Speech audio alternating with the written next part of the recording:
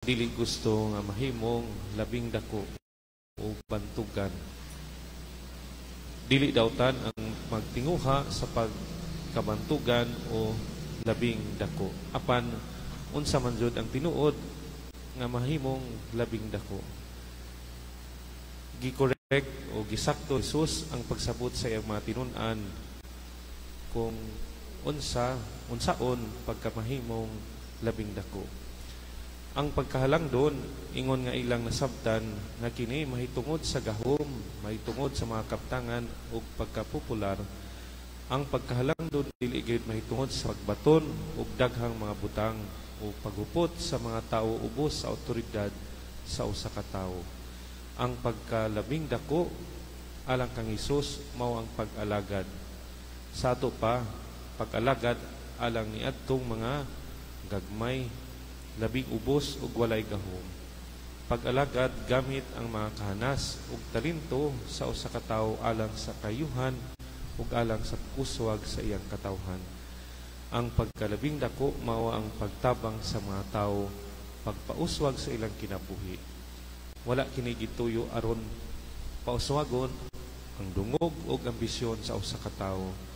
Ang pagkalabing dako mao ang pagbuhat sa usa ka butang ug dili pagpadato sa kaugalingon.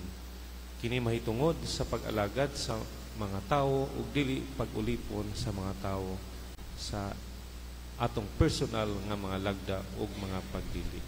Kini mahitungod sa paghatag ug dili pagkuha sa usa ka butang alang galingon lamang. Ang mga bata dili makahimo sa mga butang sa ilang kaugalingon lamang. Kinahanglan i-guide o atimanon sila. Kinahanglan mas mapailupon ang usa kanila. Ang usa ka kinahanglan kanunay nga maghatag og dugang nga pagtagad kanila. Kinahanglan tabangan sila kanunay sa paglakaw, sa pagkatulog o uban pa ng mga butang. Ang pagkalabing dako ang pagbuhat sa mga butang. Kinahanglan kitang magpailubon niadtong wala magtagad og mudawat kanato. Kinahanglan natong tabangan katong hinay kaayo sa pagbago. Kinahanglan og diha sa atong gagmay nga maigsuon, diha sa atong katilingban. Kinahanglan natong dad-on sila ngadto sa kaluwasan. Kinahanglan dad-on nato sila pagbalik ngadto sa usa ka kinabuhi sa grasya uban sa Dios. Si Jesus may pasalig kanato ang mudawat niining bata sa kungalan mudawat kanato. Si Jesus mikuha sa usa ka bata nga mahimong iyang panag-ingnan sa pagkalabing dako. Ang kinahanglan natong ipakita dili usa ka maayong hunahuna apan usa ka maayong kasing-kasing. Ang kinahanglan natong ihatag dili ang dakong koneksyon kundi ang dakong gugma.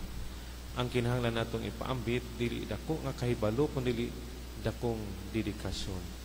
Ang kinahanglan nato aron mabuhi dili dako nga gahom kundi ang dakong pagtuo. Amen.